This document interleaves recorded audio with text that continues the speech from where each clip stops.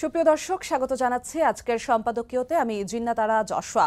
বৈষম্য বিরোধী আন্দোলনে মারমুখী আচরণের কারণে তীব্র সমালোচনার মুখে পড়ে পুলিশ। এমনকি 2024-এর 5ই আগস্ট শেখ হাসিনা সরকারের পতনের পর বিপর্যয়ের মুখে পড়ে পুরো পুলিশ বাহিনী। এ বাহিনীকে পেশাদার ও জনমুখী করতে হয়েছে পুলিশ সংস্কার কমিশনও। এরই মাঝে গতকাল বৃহস্পতিবার আদিবাসী ইস্যুতে সংক্ষুব্ধ ছাত্র জনতার ব্যানারে বিক্ষোভকারীরা সচিবালয়ের দিকে যাওয়ার চেষ্টা করলে জলকামান, কাঁদানে গ্যাস, লাঠিপেটা ও সাউন্ড গ্রেনেড ছুড়ে বিক্ষুব্ধদের ছত্রভঙ্গ করে দেয় পুলিশ। এসব নিয়ে আজকের সম্পাদকীয় আবারও কেন মারমুখী পুলিশ, আর এ নিয়ে আলোচনার জন্য স্টুডিওতে উপস্থিত আছেন ABM মোশাররফ হোসেন, প্রশিক্ষণ বিষয়ক সম্পাদক বিএনপি, এবং আরও উপস্থিত আছেন উমামা ফাতেমা, মুখপাত্র বৈষম্য বিরোধী ছাত্র আন্দোলন। দর্শক, আপনারা ওই আলোচনায় অংশ নিতে পারেন। এজন্য আপনাদের ফোন করতে হবে টেলিভিশনে দেখানো নাম্বারে। এছাড়া ফেসবুকের মাধ্যমেও আপনাদের মন্তব্য পাঠাতে পারেন। আলোচনা শুরুতে জানিয়ে দেব এখনকার প্রধান শিরোনামগুলো। বিপ্লবের লক্ষ্য পূরণে এক হয়ে কাজ করার আহ্বান মির্জা ফখরুলের। 15 বছরে নির্বাচন ব্যবস্থা ধ্বংসের অভিযোগ জামায়াত আর আমিরের। আনুপাতিক পদ্ধতিতে ভোটের দাবি ইসলামী আন্দোলনের। রাষ্ট্রপতি প্রধানমন্ত্রীর ক্ষমতায় ভারসাম্যের পক্ষে বিশেষজ্ঞরাও। মূলনীতি পরিবর্তনে ভিন্ন মত, সবার মতামতে চূড়ান্ত প্রস্তাবনা তৈরির আশা নাগরিক কমিটির। স্বৈরাচারের আমলে সাংবাদিকদের মুখ বন্ধ করে ইন্টেলিজেন্স এজেন্সি, মন্তব্য প্রেস সচিবের। ক্ষমতাসীনদের স্বার্থ দেখায় গণমানুষের হচ্ছে না সব গণমাধ্যম, মত বক্তাদের। আদিবাসী ছাত্র জনতার উপর হামলার প্রতিবাদে শাহবাগে মশাল মিছিল। এখনো কমেনি জাতিগত বিভেদ, দেশের ভেতরের শত্রুকে চিহ্নিত করার দাবি।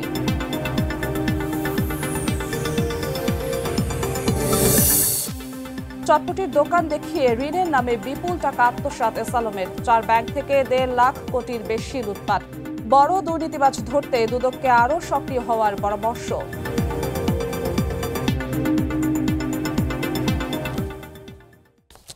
দর্শক, দেখছিলাম প্রধান শিরোনাম, ফিরছে আলোচনায়। উমামা ফাতেমা, আপনাকে দিয়ে আলোচনাটা শুরু করব, কারণ আপনারা বৈষম্য বিরোধী আন্দোলনের অন্যতম অংশীজন, সবচেয়ে বড় অংশীজন বললেও ভুল হবে না। পুলিশের মুখোমুখি আপনারা বোধহয় সব থেকে বেশি দাঁড়িয়েছেন। সাউন্ড গ্রেনেড বা লাঠি পেটা, কাঁদানে গ্যাস, এই শব্দগুলোর সাথে আপনারা বেশ অনেকটাই পরিচিত। গতকালকে যেটা হলো, পুলিশের লাঠি পেটা, ঢাকা বিশ্ববিদ্যালয়ের বিক্ষোভকারীদের উপরে সাউন্ড গ্রেনেড নিক্ষেপ, এগুলো নিয়ে আসলে আপনাদের অবস্থানটা কি? 5 মাস পরে এসে গণঅভ্যুত্থানের পুলিশের এই মারমুখী আচরণ নিয়ে আপনাদের অবস্থান কি, আপনাদের মন্তব্য কি, শুরুতে জানতে চাচ্ছি। আচ্ছা, প্রথমে ধন্যবাদ আপনাকে আপনাদের এই সম্পাদকীয় প্রোগ্রামটিতে আমাকে আমন্ত্রণ জানানোর জন্য। গত পরশুদিন আপনারা সবাই জানেন যে যখন আদিবাসী সংগঠনগুলো একত্রিতভাবে তারা মতিঝিলে যাচ্ছিল, এনসিটিপি অভিমুখে মার্চ করছিল, তখন স্টুডেন্টস ফর সভারেন্টি নামে একটি সংগঠন, তারা দেখা যায় যে মারমুখী হয়ে ওই আদিবাসী সংগঠনগুলোর উপর হামলা করে এবং আমাদের বৈষম্যবিরোধী ছাত্র আন্দোলনের নির্বাহী কমিটির সদস্য রূপাইয়া, সে ভয়াবহ খুবই বাজেভাবে আহত হয়। এবং আমরা তার ক্ষত চিহ্ন দেখে আসলে যতটুকু বুঝতে পারছি, তার মাথায় 12টা সেলাই লেগেছে এবং তাকে যেভাবে করে আসলে আঘাত করা হয়েছিল, তাকে প্রথম আঘাতটাই কিন্তু মাথায় করা হয়। তার শরীরের অন্যান্য জায়গার থেকেও সবথেকে বেশি টার্গেট করা হয় তার মাথাকে। এবং তাকে বাঁচানোর জন্য তখন ডন জেত্রা ভাই, উনি তাকে বুক পেতে দেন এবং তার মাথাটাকে আগলে রাখেন। তো তখন ডন ভাইয়ের হাতের আঙ্গুল ভেঙে ফেলা হয় পিটিয়ে, এবং তাকেও ঘাড়ে পেটানো হয় এবং ঘাড়ে পিটিয়ে মানে শুধু ফ্র্যাকচারটা হয়নি, কিন্তু খুবই বাজে পরিস্থিতি।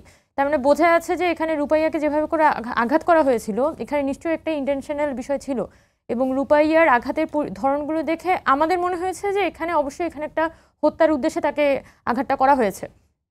তা না হলে তো এখানে অতর্কিতভাবে অন্যান্য অংশেও কিন্তু হামলা করার কথা, কিন্তু স্পেসিফিক্যালি তার মাথাকে টার্গেট করেই কিন্তু এখানে আঘাতটা করা হয়েছিল।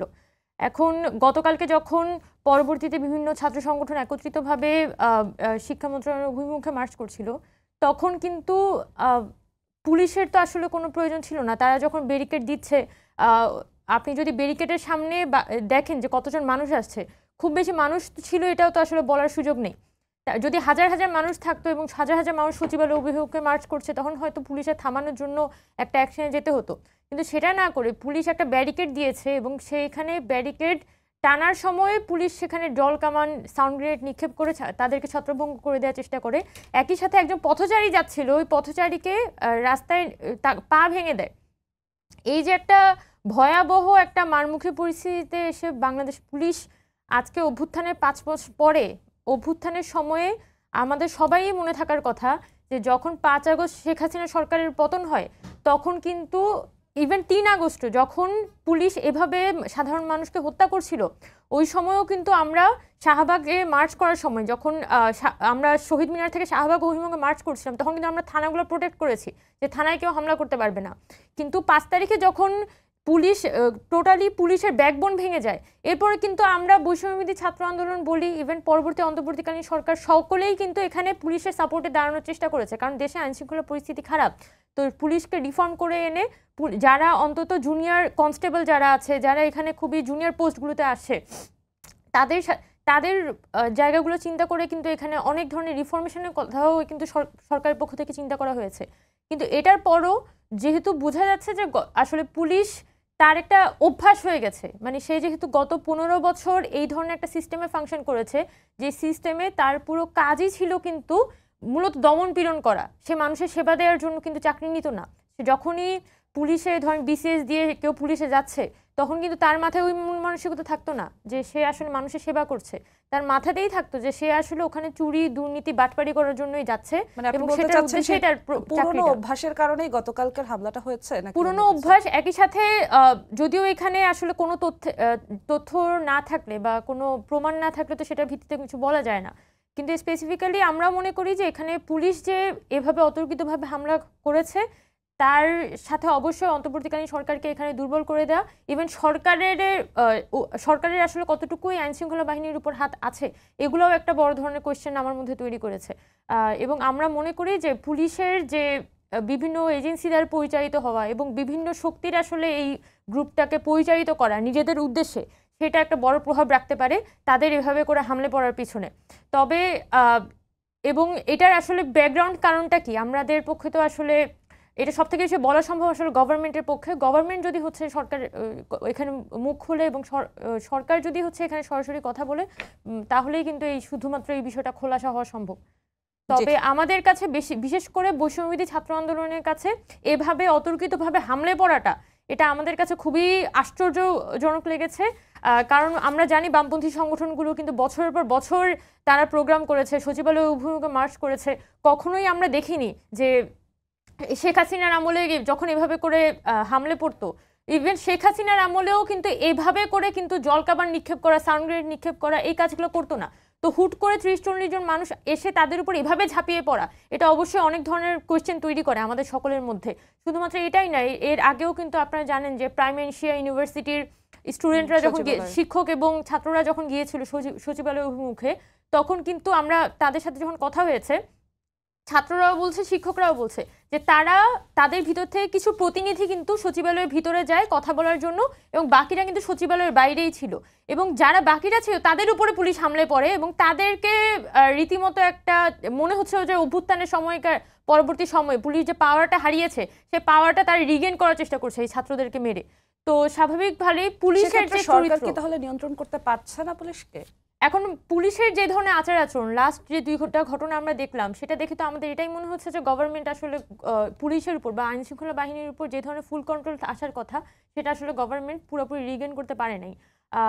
এখন গভর্নমেন্ট সামনে গিয়ে যে সংস্কারগুলো করবে, যদি দেশের আইন শৃঙ্খলা বাহিনীর উপর তাদের যদি পরিপূর্ণ নিয়ন্ত্রণ না থাকে, তাহলে এই সংস্কার কার্যক্রমগুলো করার ক্ষেত্রে কিন্তু নানান ধরনের বাধা তৈরি হবে, এবং তারা সেগুলো কিভাবে করে মিটিগেট করবে, এটা একটা বড় ধরনের কোয়েশ্চেন তৈরি করে।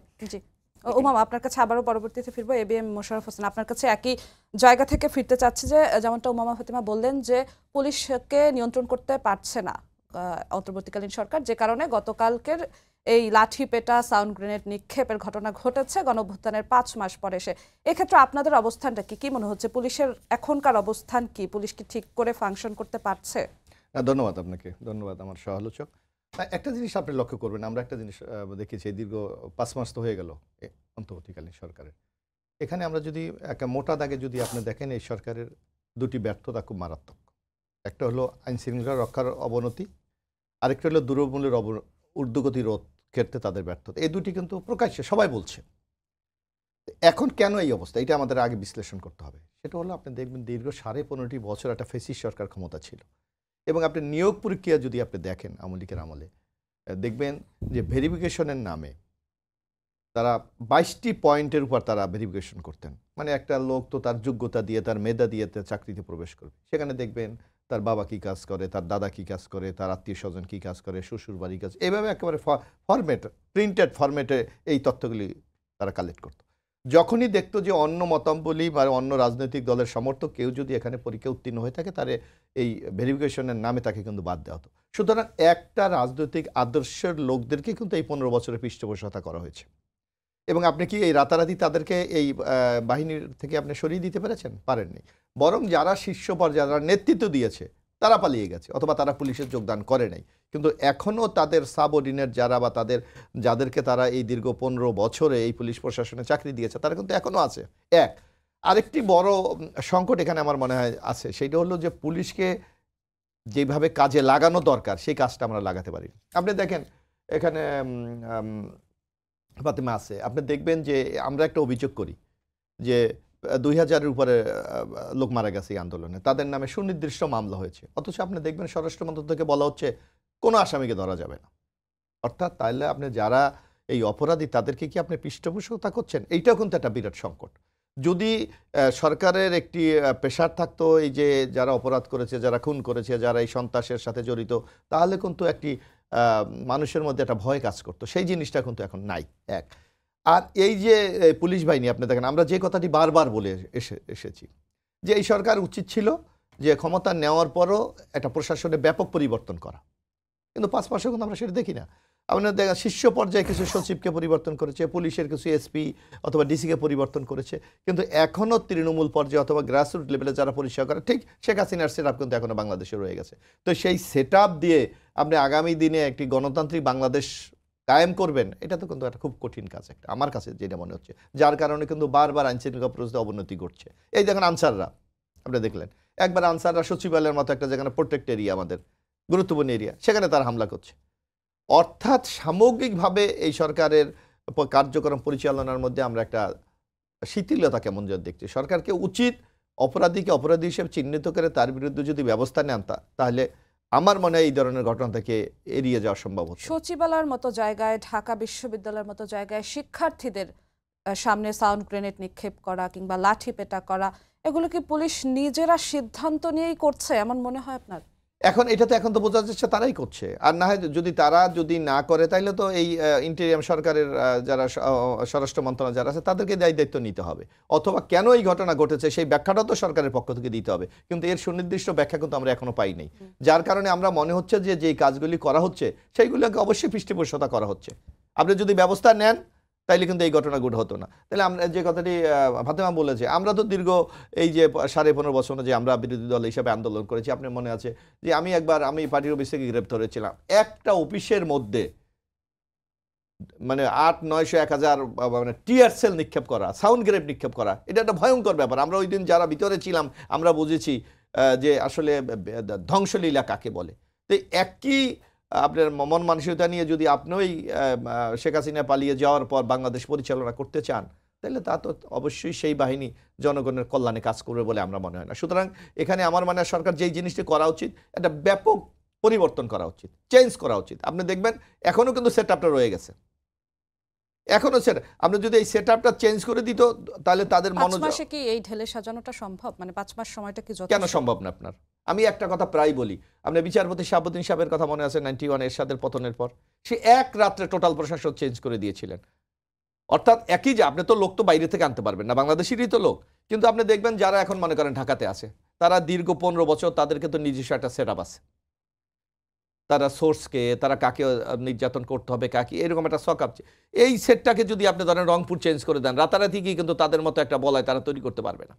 অথবা চিটাং যারা আছে তাদেরকে যদি আপনি খুলনে দিয়ে দেন, অর্থাৎ ইন্টারচেঞ্জের মাধ্যমে তাদের মনোজগতে একটা মেসেজ দেওয়া যে তুমি আগে যা করেছো সেই করাটার জায়গাটা এখন নাই। এই মেসেজটা যদি আপনি দিতে পারেন, আমার মনে হয় যে একটা বিরাট পরিবর্তন আসতে পারে, কিন্তু সেটা হচ্ছে না। আমরা বারবার বলি, আমরা জানি না এখানে আপনিও বলেছেন যে এই বৈষম্য বিরোধী ছাত্র আন্দোলন বা এখন নাগরিক কমিটি, আমরা মনে করি সরকারকে তারা সবচেয়ে বেশি সহযোগিতা করে অথবা সরকার পরিচালনা তাদের 3 জন প্রতিনিধিও আছে, কিন্তু কেন এই পরিবর্তনটা তারা করছে না এটা আমরা এখনো কিন্তু আমাদের বোধগম্য নয়। ঠিক। উমামা ফাতেমা, যেমনটা বলছিলেন A B M Mosharraf Hossain, যে আপনাদের প্রতিনিধি আছে অন্তর্বর্তীকালীন সরকারের মধ্যে, তো সেক্ষেত্রে আপনাদের প্রতিনিধিরাও, আমি যেমনটা শুরুতেই বলছিলাম যে এইসব শব্দের সঙ্গে, সাউন্ড গ্রেনেড, লাঠিপেটা, এগুলোর সঙ্গে আপনারা সব থেকে বেশি পরিচিত, তো আপনাদের প্রতিনিধিরা কি আপনাদের সঙ্গে যোগাযোগ করে যে তাদের অবস্থানটা কোথায়? আচ্ছা, প্রতিনিধির অবস্থান মানে আপনারা আরেকটু ক্লিয়ার করতে হবে যে প্রতিনিধি তারাও অবস্থান অন্তর্বর্তীকালীন সরকারে আছে, পুলিশ তাদের অনুমতি ছাড়া এভাবে শিক্ষার্থীদেরকে বারবার লাঠিপেটা এখন করছে বা বিভিন্ন পুলিশ তো- জায়গায়, সেটা কি শুধুমাত্র পুলিশ সেই পুরনো অভ্যাস থেকেই করছে? কি বলে আপনাদের প্রতিনিধিরা, কি বলে এ বিষয়ে? আচ্ছা, এবং সেই বিষয়ে তাদের পদক্ষেপটা কি স্পষ্ট কিনা? আপনার কি মনে হয় নাগরিক কমিটির তরফ থেকে হোক বা বৈষম্য বিরোধী ছাত্র আন্দোলনের তরফ থেকে সরকার যেই বিবৃতিটা দেয়, যেটুকু নিন্দা জানায় বা যেটুকু খোলাসা করে, সেটুকু কি যথেষ্ট কিনা? দেশের অভ্যন্তরীণ আইন শৃঙ্খলা পরিস্থিতিকে আসলে রক্ষা করাটা তো মূলত স্বরাষ্ট্র মন্ত্রণালয়ের দায়িত্ব।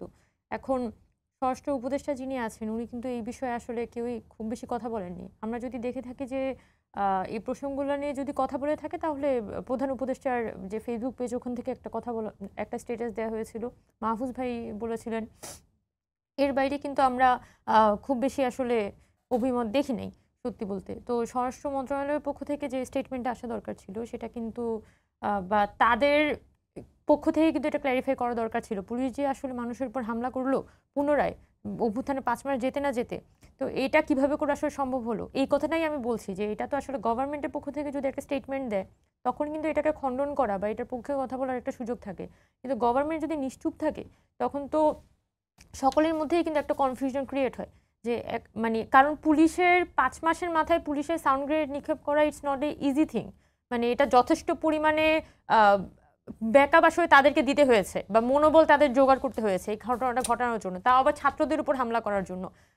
তো এই বিষয়টা নিশ্চয়ই গভর্নমেন্টের কাছে এটা একটা প্রবার ব্যাখ্যা থাকবে যেটা তারা প্রপার আমাদের কাছে প্রেজেন্ট করছে না। সরকারে আপনাদের এখন 3 জন প্রতিনিধি আছে। আমাদের ছাত্রদের কাছে যখন রুবাইয়াদের উপর হামলা হয় গত পরশুদিন, তখন কিন্তু আমরা সাথে সাথেই আমাদের যারা ছাত্র প্রতিনিধিরা আছেন তাদেরকে বলি যে যাতে দ্রুততম সময়ের মধ্যে গ্রেফতার করা হয়, এবং সেদিনই কিন্তু তারা 2 জনকে গ্রেফতার করেছিল। এবং আমাদের মানে আজকেও আমরা বলছিলাম যে যারা বাকিরা আছে ভিডিও ফুটেজ দেখে কিন্তু এখানে চিহ্নিত করা সম্ভব যে কারা 300 জনের এখানে বিরুদ্ধে মামলা হয়েছে, কারা এখানে সরাসরি যুক্ত ছিল, কারা তার উপর হামলা করছিল, তাকে পেটাচ্ছিল। এগুলো কিন্তু ভিডিও ফুটেজ দেখলেই বের হয়ে আসবে, এবং তারা এখনো পর্যন্ত দেশেই আছে, দেখা যাবে ঢাকা শহরেই আছে। তো এদেরকে ধরাটা তো আসলে খুবই সহজ, কিন্তু গভর্নমেন্ট এখনো পর্যন্ত কেন সেই গ্রেফতারগুলো করছে না, সেটা নিয়ে আমাদের সবার মধ্যেই কিন্তু এক ধরনের প্রশ্ন আছে। এখন আমাদের বৈষম্যবিরোধী ছাত্র আন্দোলনের পক্ষ থেকে যারা বর্তমানে গভর্নমেন্টে আছে তাদের কাছে আমরা বারবারই বলছি যে এই যে মানুষগুলো মানে এই যে হচ্ছে স্টুডেন্টস ফর সোভারেনিটি, এই যে একটা সংগঠন, তারা কিভাবে করে অল অন এ সাডেন অভ্যুত্থান পরবর্তী সময়ে গজিয়ে তারা এসে হচ্ছে যে একটা মানে দীর্ঘদিন ধরে লড়াই করে যাওয়া মানুষদের উপর হামলা করতে পারে, এবং গভর্নমেন্টের আসলে রীতিমতো একটা নির্বিকার পরিস্থিতি। এখন ন্যূনতম তো একটা হইতে পারতো কি যে স্টুডেন্টস ফর সোভারেনিটি নামে যে অর্গানাইজেশনটি গজিয়েছে তাকে তো নিষিদ্ধ করা যেত। মানে এই যে মানে একটা প্রসেসের মধ্যে দিয়ে আসলে যাইতে হয় গভর্নমেন্ট। আমরা দেখতে পাচ্ছি এখনো পর্যন্ত গভর্নমেন্টের পক্ষ থেকে সুনির্দিষ্ট কোনো প্রসেসও দেখানো হয়নি, সুনির্দিষ্ট কোনো কাজও আমরা ওই অর্থে দেখতে পাচ্ছি না। এখন কেনই তারা প্রপার অ্যাকশনটা আসলে নিতে পারছে না সেটা তো আসলে আমাদের সবার মধ্যে এক ধরনের কোশ্চেন তৈরি করছে। আমরা বৈষম্যবিরোধী ছাত্র আন্দোলনের পক্ষ থেকে যেমন একটা স্টেটমেন্ট দিয়ে গতকাল যেমন জাতীয় নাগরিক কমিটির একজনের সংশ্লিষ্টতা পাওয়া গিয়েছিল পুরো বিষয়টার সাথে, যিনি জাতীয় নাগরিক কমিটির একটা উইংয়ের পার্ট ছিলেন, প্রতিনিধি ছিলেন। তো আমরা তার এগেনস্টে কিন্তু একটা স্টেটমেন্ট দিয়েছিলাম যে এভাবে এই যে মানে পরবর্তীতে জাতীয় নাগরিক কমিটি কিন্তু তাকে বহিষ্কারও করে। এখন আমরা বৈষম্যবিরোধী ছাত্র আন্দোলন আমাদের জায়গা থেকে যথেষ্ট সেন্সিটিভ আছি পুরো বিষয়টা নিয়ে, এবং আমাদের কিন্তু একটা প্রোগ্রামও করার কথা এই যে পুলিশি নির্যাতন হচ্ছে সেটা নিয়ে।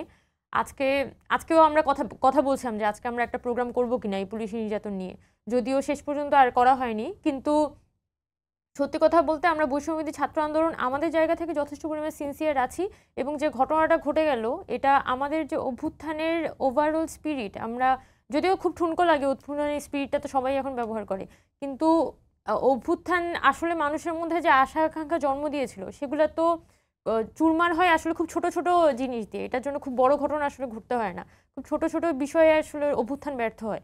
তো অভ্যুত্থানের ব্যর্থতার একটা সাইন আসলে এই ঘটনাটা।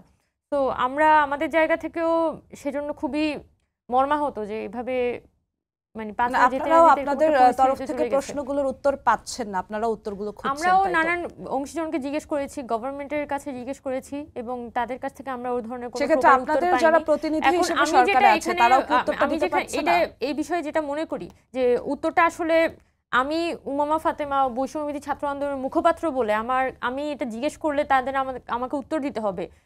বিষয়টা আসলে এভাবে না হওয়াটাই ভালো। বরং সরকার তো আসলে জনগণের সরকার, এটা তো বৈষম্যবিরোধী ছাত্র আন্দোলনের সরকার না। এটা যেমন বিএনপির সরকার, এটা সরি আওয়ামী লীগ বলছি, যে এটা সবারই আসলে সরকার। তো এই যে সরকার যদি যদি জবাবদিহিতা করে তাহলে তার জনগণের কাছে জবাবদিহিতা করবে। জবাবদিহিতা আসলে বৈষম্যবিরোধী ছাত্র আন্দোলনের কাছে করবে না। তো যারা ছাত্র প্রতিনিধিরা সরকারে আছে তারাও কিন্তু সরকারেরই পার্ট। আমি হয়তো ইন্টারনালি তাকে একটা কথা জিজ্ঞেস করতে পারি, সে হয়তো ইন্টারনালি আমাকে একটা কথা জবাব দিতে পারে, কিন্তু ইন্টারনালি একটা কথার জবাব দেওয়ার ডাজেন্ট মিন যে এটা গভর্নমেন্ট ক্ল্যারিফিকেশন দিচ্ছে। গভর্নমেন্টের ক্ল্যারিফিকেশন মানে সে একটা সংবাদ সম্মেলন করে ব্রিফিং করে জনগণকে বর্ণনা করছে যে আসলে ঘটনা কি ঘটেছিল। সো এই ধরনের ক্ল্যারিফিকেশনগুলো থাকাটা জরুরি, এই ধরনের স্বচ্ছতা থাকাটা জরুরি, যেটা আমার মনে করি যে এখানে অনেক জায়গাতেই ঘাটতি আছে। এবং যেহেতু গভর্নমেন্ট প্রপারলি কমিউনিকেট করতেছে না, জনগণের সাথে প্রপারলি কমিউনিকেট করছে না, তো জনগণ বা সাংবাদিক সকলেই কিন্তু চেষ্টা করে বৈষম্যবিরোধী ছাত্র আন্দোলনের থ্রু গভর্নমেন্টের বক্তব্যটা জানতে। কিন্তু আমরা তো আসলে গভর্নমেন্টের কোনো ডিফেন্স ফোর্স না যে আমরা গভর্নমেন্ট কিছু একটা করবে এবং সেটার ব্যাখ্যা আমরা দিব। তো স্বাভাবিকভাবেই গভর্নমেন্ট কেন ছাত্রদের উপর হামলা চালিয়েছে, গভর্নমেন্ট কেন এখনো পর্যন্ত গ্রেফতার করতে পারছে না, সেই কথাটার জবাব কিন্তু সরকারের পক্ষ থেকেই সব থেকে ভালো দেওয়া সম্ভব। বরং আমাদের যেটা করা সম্ভব সেটা হচ্ছে আমাদের যে বোনদের উপর যে হামলা হয়েছে, আমাদের ভাইদের উপর যে হামলা হয়েছে, সেটাকে স্পেসিফিক্যালি ধরে চিহ্নিত করে দেয়া যে দেখেন এই মানুষগুলো হামলার সাথে জড়িত ছিল, যেটা অলরেডি আপনার ফেসবুকে সোশ্যাল মিডিয়াতে সার্কুলেট হচ্ছে যে এই মানুষগুলো হামলার সাথে জড়িত ছিল। সো আপনারা এদের এগেনস্টে অ্যাকশন নেন।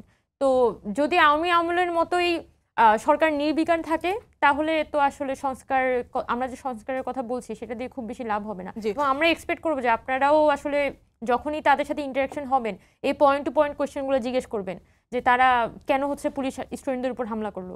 জি, উমামা আপনার কাছে আবারও ফিরবো। এবি মোশাররফ হোসেন আপনার কাছে ফিরতে চাচ্ছি। উমামা যেমনটা বললেন জুলাই অভ্যুত্থানের স্পিরিট নিয়ে, আজকে গত দুদিনের ঘটনার প্রতিবাদে আয়োজিত এক অনুষ্ঠানে গণতান্ত্রিক অধিকার কমিটি একটি কথা বলেছে যে জুলাই গণ অভ্যুত্থানের পর যেখানে বৈষম্য দূর হওয়ার কথা ছিল সেখানে এখনো জাতিগত বিভেদ দূর হয়নি বলে তারা মনে করেন, এমন একটি অভিযোগ তারা তুলেছেন।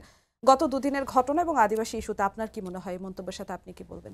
না, আদিবাসী আপনি দেখবেন আমরা বাংলাদেশ জাতীয়তাবাদী দলের পক্ষ থেকে যেমন মূল সংকটটা কোথায়, যেমন আমরা বাঙালি না বাংলাদেশি, এই সংকটটা কিন্তু একটা সময় ছিল, কিন্তু আমাদের নেতা শহীদ রাষ্ট্রপতি জিয়াউর রহমান কিন্তু স্পষ্ট ভাষায় জাতি ধর্ম সবাইকে একটি ছাতার নিচে নিয়ে আসার জন্য উনি কিন্তু বলেছে জাতীয়তার পরিচয় আমরা বাংলাদেশি।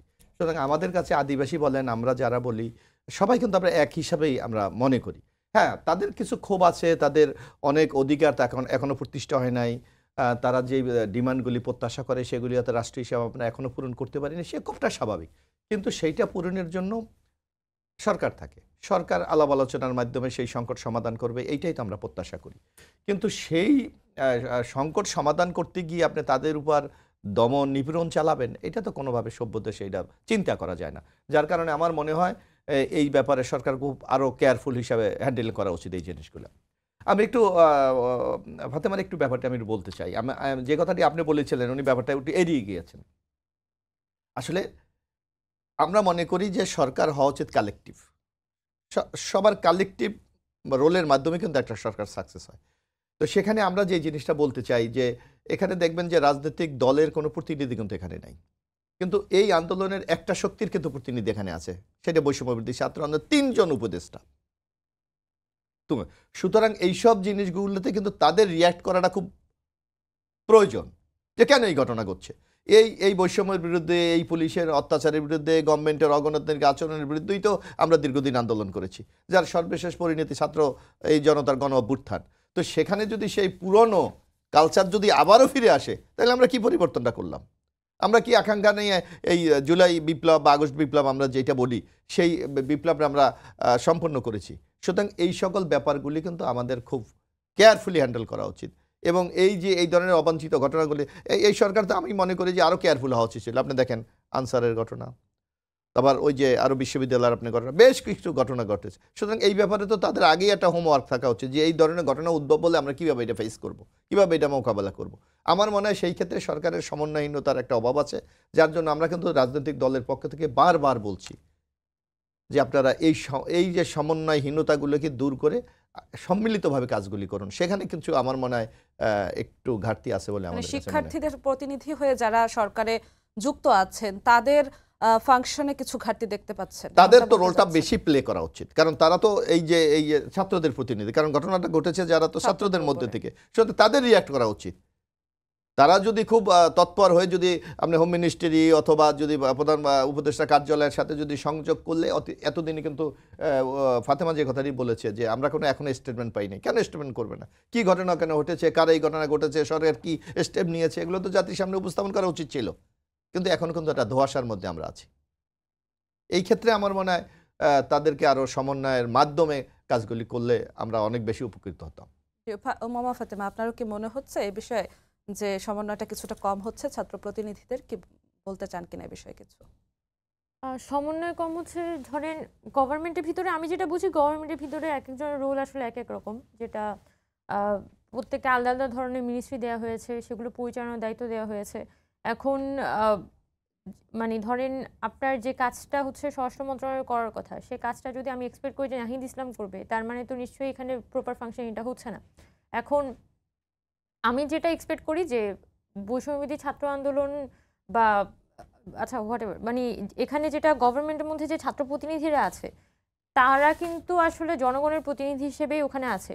তো স্বাভাবিকভাবেই তাদের হয়তো তাদের মধ্যে থেকে মাহফুজ আলম উনি কিন্তু কথা বলেছেন, উনি স্টেটমেন্ট দিয়ে বলেছেন যে এখানে 2 জনকে গ্রেফতার করা হয়েছে, বাকিদেরকে গ্রেফতার করার কাজ চলছে। কিন্তু সেটা হয়তো উনি ব্যক্তি জায়গা থেকে করেছেন, যেহেতু উনি ঢাকা বিশ্ববিদ্যালয়ে পড়েছেন, দীর্ঘদিন এখানে ঢাকা বিশ্ববিদ্যালয়ের পলিটিক্যাল স্ফিয়ারের সাথে তার যোগাযোগ ছিল, তো তিনি নিজেও ব্যথিত হয়েছেন, সেই জায়গা থেকে হয়তো উনি ইয়েটা করতে পারেন। তবে এটা যেটা দরকার যে প্রপার অ্যাকশনটা তো আসলে সরকারের মধ্য থেকে উঠে আসাটা দরকার। আমরা যদি দেখি যে স্টেটমেন্ট আছে কিন্তু প্রপার অ্যাকশনটা নাই, তাহলে তো এই মানে অ্যাকশনটা আসলে কথাটা আসলে ছাত্র প্রতিনিধি বললো অথবা অন্য কেউ বললো, সেটা তো আসলে কিছু আসে যায় না। বরং যেটা হওয়া দরকার ছিল যে আচ্ছা সরকারের পক্ষ থেকে কিন্তু পরিষ্কার করা যে এগুলা আমরা করতে পারছি, এটা আমরা করতে পারছি না। তো এই যে ক্লিয়ার একটা মেসেজ, জনগণের সাথে একটা ক্লিয়ার কানেক্টিভিটি, সেটাই আসলে জনগণ চায়। জনগণ বুঝতে পারছে যে সরকারের পক্ষে আসলে সবকিছু করা সম্ভব না, কারণ যেহেতু এটা একটা অ্যাপলিটিক্যাল গভর্নমেন্ট, তো অ্যাপলিটিক্যাল গভর্নমেন্টের পক্ষে তো সব জায়গায় আসলে নিয়ন্ত্রণ করাটা সম্ভব না, যেটার একটা বড় উদাহরণই কিন্তু আইনশৃঙ্খলা বাহিনী। কিন্তু অন্তত এই আইনশৃঙ্খলা বাহিনী যখন হচ্ছে সরকার নিয়ন্ত্রণ করা না গেলেও জনগণের সাথে যদি কানেক্টিভিটিটা থাকে, যে আমরা আইনশৃঙ্খলা বাহিনীকে এই ধরনের নির্দেশনা আমাদের দেওয়া ছিল যে কারো উপর কোনো ধরনের হামলা করা যাবে না, বা খুব সিরিয়াস সিচুয়েশন না ছাড়া এই ধরনের হামলা করা যাবে না, বা এই ধরনের আঘাত করা যাবে না। কিন্তু এটার পরেও যদি আইনশৃঙ্খলা বাহিনী সেই জায়গাটা ভায়োলেট করে, তখন কিন্তু আমরা স্পেসিফিক্যালি আইনশৃঙ্খলা বাহিনীকে গিয়ে ধরতে পারি, বা তাদের যারা সুপিরিয়র তাদেরকে গিয়ে ধরতে পারি যে আপনারা সরকারের পক্ষ থেকে নির্দেশনা থাকার পরও কেন আপনারা এই ধরনের একটা অ্যাকশনে গিয়েছেন। তার মানে এটা কিন্তু সরকারও কথাটা স্পষ্ট করে বলছে না, আর জনতাও একটা ঘোলাটে পরিস্থিতির মধ্যে আছে, যেটা বৈষম্যবিরোধী ছাত্র আন্দোলনও একই ধরনের ঘোলাটে পরিস্থিতির মধ্যে আছে।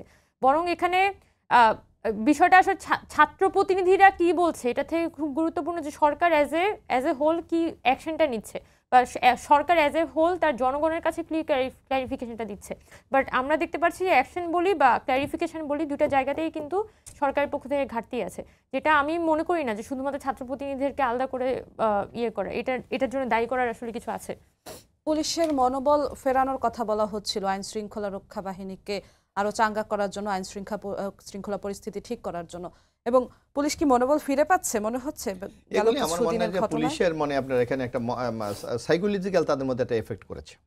আপনি দেখবেন গত বৈষম্যবিরোধী এই ছাত্র আন্দোলনে কিন্তু আপনার প্রচুর পুলিশ মারা গেছে, থানায় আক্রমণ হয়েছে, তারা ব্যক্তিগতভাবে ক্ষতিগ্রস্ত হয়েছে। সুতরাং তাদের একটা মনোজগতে কিন্তু একটা বিরাট আতঙ্ক এখনো বিরাজ করছে। আমার মনে হয় পুলিশ ডিপার্টমেন্টের পক্ষ থেকে এই যে একটি আতঙ্ক, যে একটা মানসিক যে ভঙ্গুরতা, এইটাকে রিপেয়ার করার জন্য কিছু তারা সাইকোলজিক্যাল কিছু প্রোগ্রাম নেওয়া উচিত। সেখানে তাদেরকে মনোবল বুস্ট আপ করা, গভর্নমেন্ট আরও তাদেরকে বেশি করে সময় দিয়ে তাদেরকে উৎসাহিত করা, এই কাজগুলি আমাদের সরকারের পক্ষ থেকে করা উচিত। কিন্তু সেক্ষেত্রে আমার মনে হচ্ছে যে প্রপারই সেই কাজগুলি ওইভাবে কম্বাইন্ডলি কিন্তু হচ্ছে না, বিচ্ছিন্নভাবে হয়তো হচ্ছে। বিভিন্ন সময় বিএনপির নেতাকর্মীরা বলেন যে নির্বাচন হলে একটি নির্বাচিত সরকার আসলে, রাজনৈতিক সরকার আসলে এসব সমস্যা সমাধান করা অনেকটা সহজ হয়ে যাবে। কি মনে করেন? না, এইটা তো সহজে আপনি এইটাকে তো বাস্তবতা আপনাকে মানতে হবে। কারণ হলো রাজনৈতিক দলের কিন্তু তার একটা সংগঠন আছে। তৃণমূল এখন ধরেন এই ডক্টর ইউনূস সাহেবের নেতৃত্বে, তার তো কোনো রাজনৈতিক সংগঠন নাই, তার শক্তি হলো রাজনৈতিক সামাজিক শক্তি তাকে সাপোর্ট দিচ্ছে। কিন্তু আপনি মনে করেন যে কোনো একটা পলিটিক্যাল পার্টি যদি ক্ষমতায় আসে, তার তৃণমূল থেকে শুরু করে কেন্দ্র পর্যন্ত কিন্তু সাংগঠনিক একটা কাঠামো আছে।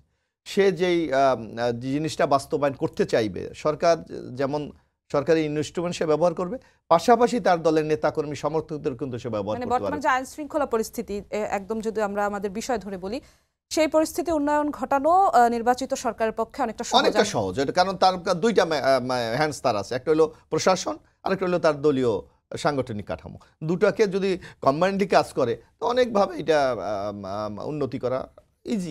আমরা দেখেছি অভিজ্ঞতায় আমাদের। সেক্ষেত্রে স্বাধীনভাবে পুলিশ কাজ করতে পারবে কিনা? না, পুলিশ তো তার সে নির্দিষ্ট তার যে আইন আছে, তার বিধিবিধান আছে, সেগুলি প্রয়োগ করে সে কাজ করবে। কেউ যদি আইন ভঙ্গ করে তার বিরুদ্ধে আইনগত ব্যবস্থা গ্রহণ করবেন। কারণ এটা তো অলরেডি তাদের আইনেই বলা আছে যে একটা পুলিশ কতদূর অ্যাকশনে যেতে পারবে, কতটুকু পারবে না, কি আইনে না। আমরা আওয়ামী লীগের আমলে আমরা দেখেছিলাম যে আপনি জানেন যে কোনো কাউকে যদি আপনি গ্রেপ্তার করেন 24 ঘন্টার মধ্যে তাকে কোর্টে প্রডিউস করতে হবে। কিন্তু আমরা দেখি 24 ঘন্টা কেন, 7 দিন, 1 সপ্তাহ, 15 দিনও কোনো খোঁজ নেই। অর্থাৎ এই যে নিয়ম ভাঙ্গা, আইনকে লঙ্ঘন করার যেই প্রতিযোগিতা বিগত সরকারের আমলে ছিল, সেই মন মানসিকতা থেকে এখনো কতটুকু বেরিয়ে আসতে পেরেছে, এইটাই কিন্তু আগামী দিন আমাদের জন্য সবচেয়ে বড় চ্যালেঞ্জ হবে। রাজনৈতিক দল বলেন বা এই গভর্নমেন্ট, ইন্টেরিয়াম গভর্নমেন্ট বলেন, এটা বিরাট একটা চ্যালেঞ্জ হয়ে দাঁড়িয়েছে। উমামা ফাতেমা, আপনারও কি মনে হয় যে একটি রাজনৈতিক সরকার আসলে, নির্বাচিত সরকার আসলে দ্রুততম সময়ে, তাহলে আইন শৃঙ্খলা পরিস্থিতি যে ভঙ্গুর পরিস্থিতি রয়েছে এটাও উন্নয়ন ঘটানো সম্ভব? এটা আমি যেটা মনে করি যে এটা শুধুমাত্র হচ্ছে রাজনৈতিক সরকারের বিষয় না। মানে প্রসঙ্গটা এভাবে উত্থাপিত হচ্ছে কারণ গত 15 বছরে যেহেতু আওয়ামী লীগ সরকার পুরো আইন শৃঙ্খলা বাহিনীর একক আধিপত্য বিস্তার করেছিল, এবং এটা তো আসলে কোনো গণতান্ত্রিক প্রসেসে এটা নিয়োগ হয়নি বা কোনো ভালো প্রসেসে আসলে এই নিয়োগগুলো হয়নি। তাদের ব্যাকগ্রাউন্ড চেক করার সময় সবসময় চেক করা হতো সে ছাত্রলীগ করে এসেছে বা তার আত্মীয় স্বজনের মধ্যে আওয়ামী লীগ আছে কিনা। যদি বিএনপি, জামাত বা স্পেসিফিক এরিয়া থেকে থাকতো তাহলে একেবারেই বাদ দিয়ে দিত। এটা তো মোটামুটি বাংলাদেশের খুবই কমন একটা প্রসেস। সো গত 15 বছরে যে পুলিশ এই ফর্মে এসেছে, এবং ধরেন একজন এসআই, সে এসআই নিয়োগ পাওয়ার 2-4-5 বছরের মধ্যে সে ফ্ল্যাট কিনে ফেলে বা কয়েক বছর পরে সে একটা বিল্ডিং তৈরি করে ফেলে। তো এটা কিভাবে করে হয়? তার বেতন দেখা যায়, আপনি যদি কাগজে কলমে দেখেন, তার বেসিক বেতন থাকবে 8,500 টাকা বা 10,000 টাকা, যেটা একজন দারোয়ানের যে বেতন সে বেতনের কাছাকাছি। কিন্তু আপনি যদি তার লাইফস্টাইল দেখেন বা তার সন্তানদের লাইফস্টাইল দেখেন, তাহলে আপনার মনে হবে যে কোনো বড় ব্যবসায়ীর পরিবার। তো স্বাভাবিকভাবেই পুলিশের আসলে গত 15 বছরে যে ফর্মে ফাংশন করেছে, তাদের এই অভ্যুত্থান পরবর্তী সময়ে ফাংশন করতে পারারই কথা না। কারণ তাদের তো আসলে ইনকামটা বন্ধ হয়ে গেছে, তাদের যেটা উপরে ইনকাম, তাদের যেটা চাঁদাবাজি, তাদের যেটা ঘুষ বা সেই বিষয়গুলো তো আসলে বন্ধ হয়ে গেছে। তো এই জায়গাটার কারণে আসলে সরকার, মানে তাদের মধ্যে যে একটা মনোবল যে কেন আমি আসলে এখানে ফাংশন করব, ফাংশন করার জন্য তার যে উপরে ইনকামটা হইতো, সেই উপরে ইনকাম বন্ধ হয়ে যাওয়ার কারণে সে আসলে মানে পুরো পুলিশ বাহিনীর মধ্যেই কিন্তু সেটা একটা প্রভাব পড়েছে। এটা আসলে আমরা সকলেই জানি। এখন মানে এই প্রসেসটার কারণেই যেটা বিএনপি বলার চেষ্টা করছে, যখন আসলে এখানে একটা নির্বাচিত সরকার আসবে বা একটা পলিটিক্যাল গভর্নমেন্ট আসবে, তখন তারা নিয়ন্ত্রণটা করতে পারবে। তার মানে একই প্রসেস, জাস্ট একটা পলিটিক্যাল গভর্নমেন্ট আসলে আইন শৃঙ্খলা বাহিনী তার একটা নতুন মুনিব খুঁজে নিবে। জাস্ট আবার কি দলীয়করণ হতে যাবে এমন কিছুই কি এখানে যে বিষয়টা আমার মনে হয় যে সরকারের পক্ষ থেকে করা সম্ভব ছিল, সেই বিষয়টা আমি একটু বলতে পারি। যে যখন 5 আগস্ট পরবর্তী সময়ে এই মানে পুলিশেরই একটা অংশ কিন্তু তারা বলেছিল যে তারা একটা রিফরমেশনের কিছু দাবি দেওয়া দিয়েছিল সরকারের কাছে, এবং তারা চেয়েছিল যাতে সরকার নতুন রিফরমেশন করে অন্তত পুলিশ বাহিনীর ক্ষেত্রে তাদের সেখানে কিন্তু তাদের বেতন ছিল, তারপর তাদের ডিউটি টাইম, এরকম অনেকগুলো বিষয় নিয়ে কিন্তু তারা সামনে এসেছিল। তখন সরকারের পক্ষ থেকে বলা হয়েছিল তাদের ড্রেস চেঞ্জ করে দেওয়া হবে, তারপর তাদের নতুন নতুন কিছু নিয়ম শৃঙ্খলা দ্রুততম সময়ের মধ্যে তৈরি করা হবে। বাট আমরা দেখতে পেয়েছি যে সরকারের পক্ষ থেকে আসলে ওই ধরনের কোনো উদ্যোগই নেওয়া হয়নি। যেটা জনগণ এক্সপেক্ট করেছিল যে অন্তত ড্রেসটা চেঞ্জ হবে, সেই ড্রেসটা কিন্তু চেঞ্জ হয়নি। এবং আমার মনে আছে আমার একজন জুনিয়র মজা করে আমাকে বলছে পুলিশকে আসলে গোলাপি ড্রেস দেওয়া উচিত, গোলাপি ড্রেস পরলে একটা মানে আচরণটা অনেক সফট হয়ে যায়। কিন্তু সরকারের পক্ষ থেকে কিন্তু আমাদেরকে, যেটা আমাদের বৈষম্য ছাত্র আন্দোলনের সাথে একবার স্বরাষ্ট্র মন্ত্রণালয়ের একটি মিটিং এ তখন তারা বলেছিল যে সরকার যেটা চেষ্টা করছে যে পুলিশের যারা অপারেশনাল সেক্টরে ছিল, যারা আসলে মানুষের উপর গুলি করেছে, তাদেরকে নন অপারেশনাল সেক্টরে এনে মানে যারা এতদিন নন অপারেশনাল সেক্টরে ছিল তাদেরকে হচ্ছে মাঠে তারা পাঠাবে, যাতে যে পুলিশরা মাঠে থাকবে তাদের প্রতি জনগণের আগের মতো বিদ্বেষটা কাজ না করে। একই সাথে আমরা দেখেছি সামান্য গুটি কয়েক যারা খুবই কি বলা যায়, যাদের নাম খুবই খারাপ ছিল, ওই মানুষগুলো কিন্তু গ্রেফতার হয়েছে। কিন্তু আদার দেন দ্যাট পুলিশের একটা বড় অংশই কিন্তু গ্রেফতার হয়নি, শুধুমাত্র বদলি হয়েছে। এবং দেখা যাচ্ছে মিরপুর থানা থেকে সে দেখা যাচ্ছে অন্য একটা থানায় বদলি হয়ে গেছে, খুলনা থেকে চট্টগ্রাম বদলি হয়েছে। তো এই ধরনের বদলির কারণে তাদের যে নেটওয়ার্ক, তাদের যে ইন্টারনাল ক্রিমিনালদের যে নেটওয়ার্ক, সেই নেটওয়ার্কটা কিন্তু এখনো পর্যন্ত বজায় আছে। যার কারণে আমরা মনে করি যে পুলিশের মধ্যে যে ধরনের একটা ভয়, এবং ভয়ের মাধ্যমেই তো আসলে নিয়ম শৃঙ্খলার মধ্যে ঢুকাতে হতো। এবং আমরা শুরুতেই বলেছি যে প্রচুর পরিমাণে ছাঁটাই করার প্রয়োজন, সেই ছাঁটাইগুলো কিন্তু আমরা দেখিনি। এবং এটার প্রভাব কিন্তু আজকে এত বছর মাস পরে এসে আমরা দেখছি। কারণ পুলিশ মনে করে বা ভিতরে সিস্টেমের ভিতরে অনেকেই কিন্তু কনফিডেন্ট যে এই সরকার আসলে খুব বেশি ভালো ফাংশন করতে পারছে না, তো সবাই যার যার জায়গায় যদি ফেরত চলে যায়, যার যার আগের অ্যাক্টিভিটিসে যদি ফেরত চলে যায়, তাহলে সরকার আসলে খুব বেশি কিছু করতে পারবে না। এবং আমি মনে করি যে 5 মাস পরে যে আমরা পুরনো রূপে আসলে সিস্টেমটাকে ফাংশন করতে দেখছি, তার একটা বড় কারণই হচ্ছে যে এই সিস্টেমটা আর আগের মতো কিন্তু গভর্নমেন্টকে। আপনার কাছে ঠিক ওই উপরি পাওনার বিষয়টি ধরে আগাতে চাই যে রাজনৈতিক সরকার ক্ষমতায় আসলে পুলিশের কি আবারও সেই উপরি পাওনার ব্যবস্থা হবে বলেই কি পুলিশের আইন শৃঙ্খলা ব্যবস্থা আবারও গতিতে ফিরবে, এমনটাই বলেছিলেন কিনা? এভাবে সরলীকরণ করার কোনো সুযোগ নেই, কারণ রাজনৈতিক দলের একটা কমিটমেন্ট থাকে। রাজনৈতিক দলের আমি যখন ভোট প্রার্থনা করব তখন আমার কিন্তু একটা কমিটমেন্ট থাকে, আমাকে যদি আপনি নির্বাচিত করেন আমি এই কাজগুলি করবো, এবং সেই কাজগুলি বাস্তবায়ন যদি সে না করতে পারে পরবর্তী গভর্নমেন্টে কিন্তু সে যেতে পারবে না, যদি ফেয়ার ফ্রি ইলেকশন হয়। আর শেখ হাসিনার মতো যদি আপনি জোর করে বিনা প্রতিদ্বন্দ্বিতায় রাতে আমরা মামুরা যদি করেন তাহলে তো অন্য কথা। কিন্তু আপনি গণতান্ত্রিকভাবে যদি নির্বাচন হয়, সেই নির্বাচনে কিন্তু রাজনৈতিক দলগুলির মূল পরীক্ষা হয় নির্বাচনের সময়। আপনি যদি জনগণের প্রত্যাশা পূরণ করতে পারেন, জনগণ আপনাকে আবার নির্বাচিত করবে, আর না করলে আপনাকে পরাজিত করবে, এটাই তো স্বাভাবিক। সুতরাং ঢালাওভাবে যদি বলা হয় যে রাজনৈতিক দল সরকার ক্ষমতায় আসলে পুলিশ আবার লাইসেন্স পেয়ে যাবে, এটা আমার কোনো। আপনি দেখেন তো, আপনি যদি বাংলাদেশে তো উদাহরণ আছে অন্য যাওয়াতে, আপনি দেখেন যখন নিউট্রাল গভর্নমেন্ট ছিল, মানে কেয়ারটেকার গভর্নমেন্ট আমরা যেটা বলি, 91-এ আপনি দেখেন আমরা বিএনপি ক্ষমতায় এসেছিলাম, আবার 96 কিন্তু আমরা আসতে পারিনি, আবার 2001-এ আমরা এসেছি, 2008-এ আসতে পারি নাই। অর্থাৎ জনগণকে তার ম্যান্ডেটটা দেওয়ার একটা সুযোগ দিতে হবে, তাহলে এই পুলিশ বলেন, প্রশাসন বলেন, যাই বলেন, তাদের মধ্যে কিন্তু একটা মনোজগৎ, একটা চেঞ্জ আসবে যে আমি যদি ভালো কিছু না করতে পারি তাহলে কিন্তু আমার পানিশমেন্ট আছে, বা আর যে ভালো করতে পারলে আমার রেওয়ার্ড আছে। সুতরাং আপনি শুধু রাজনীতিরে, সেটা রাজনৈতিক দলই কেন ক্ষমতায় আসতে হবে, মানে এখন কেন সম্ভব নয় সেটা করা? এখন তো এই সরকারের মানে আপনার এই ফোর্সটা কি, এই সরকারের পক্ষে যে কাজ করে দেবে এরা কারাকে?